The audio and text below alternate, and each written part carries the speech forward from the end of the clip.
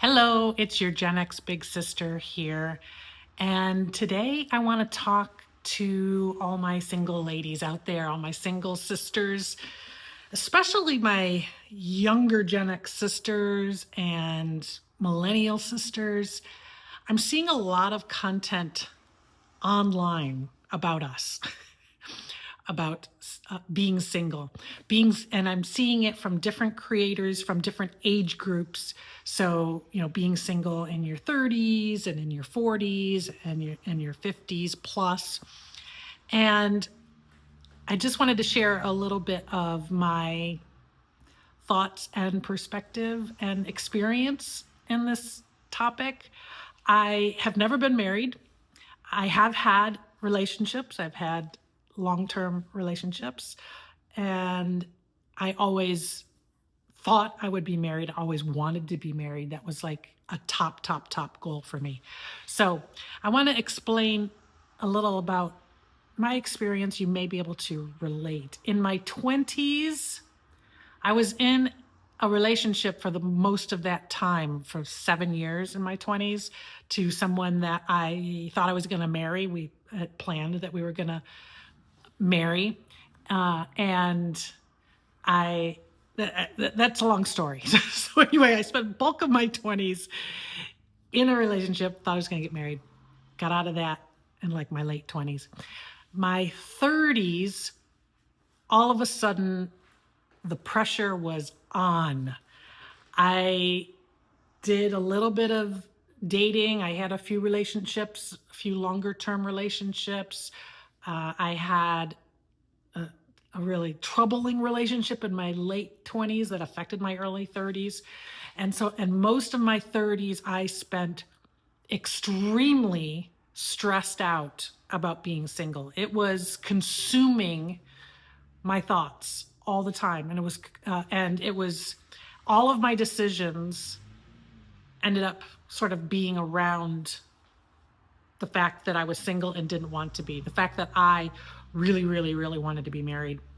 And I was really stressed about it. And when I would get my heart broken, I would stick with somebody for way too long.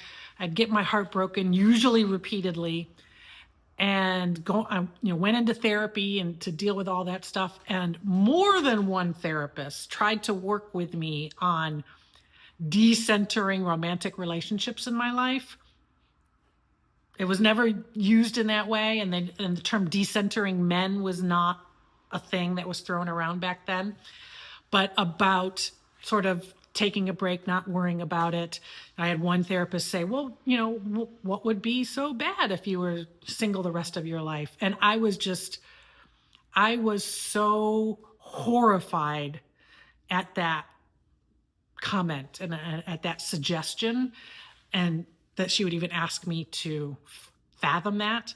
I had another therapist who her words didn't really hit me until many years later. It took me a long time to figure out what she meant. She asked me a question. She asked me, when you think about your desire to not be single and to be married, how much of that desire, want, etc., come from you, and how much of it comes from everybody else? So if you put it into a pie and you cut it into pieces, what piece of that pie is you? This is something that you really want and need and desire in your heart, and how much of it is to have society accept you, to feel valued by other people, to have your family feel good about what's going on, to fit in with your friends. Like, how much of it is external reasons? And again, I was not in a place to answer that question at that time. I was very defensive, I believe. And it wasn't until years later, but I spent most of my 30s really like desperately seeking and desiring that partner. And I was probably in love, what I thought was in love, once in my 30s, twice in my 20s, once in my 30s. And I just really wanted it to turn into a lifetime lifetime thing.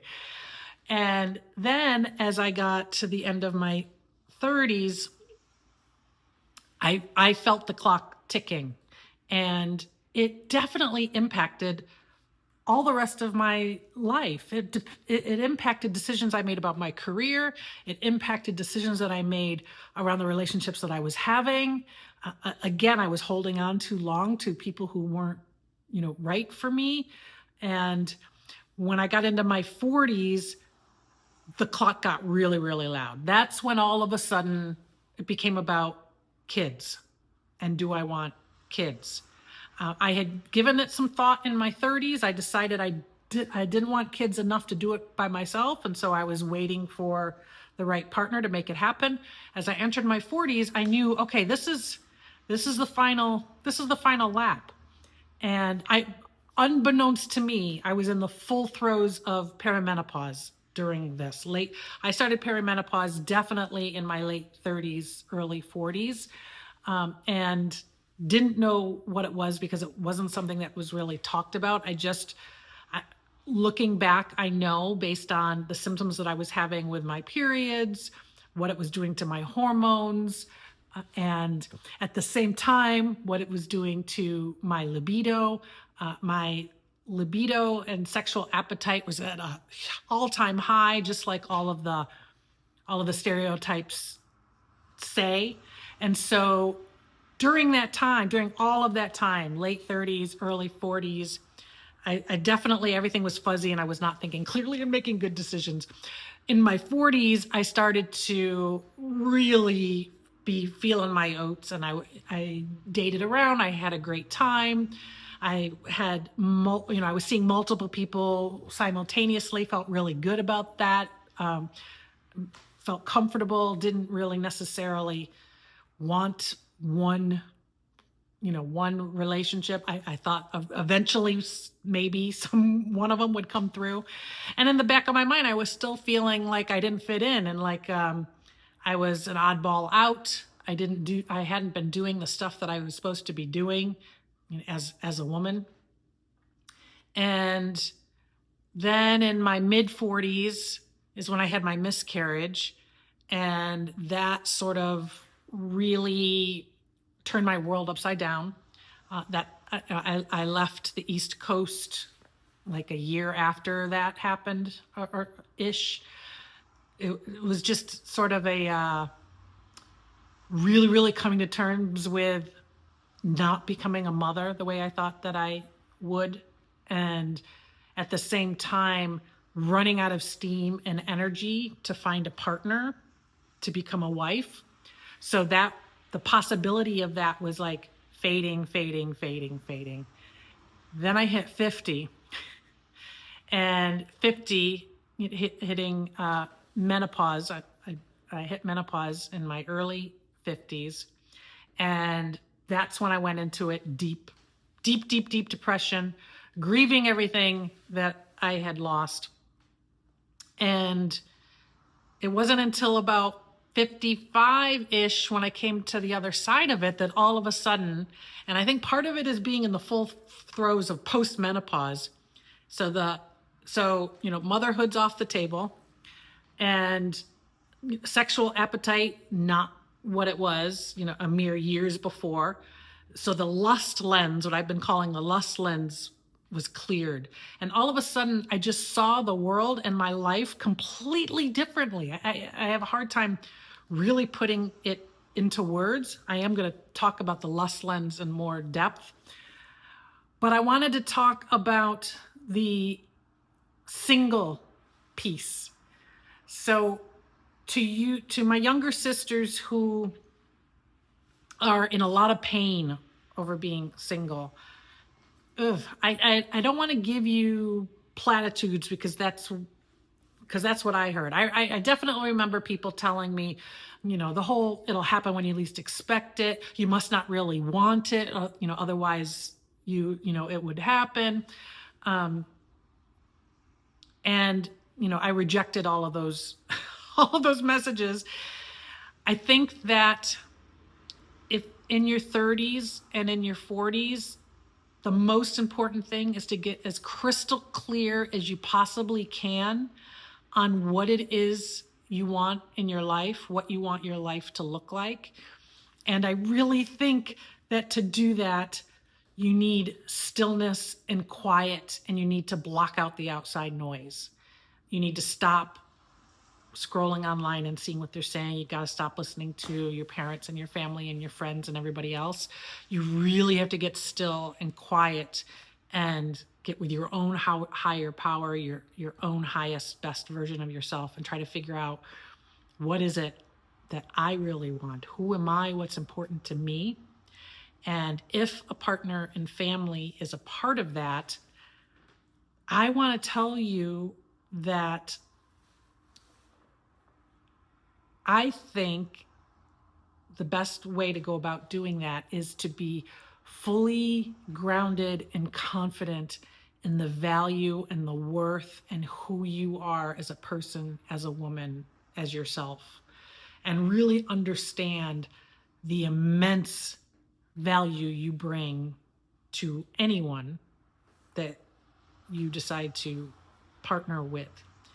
And be clear about that, and don't be afraid to let go of the wrong ones, to give yourself time to cut that off, get over it, and heal your heart to be open for the possibilities.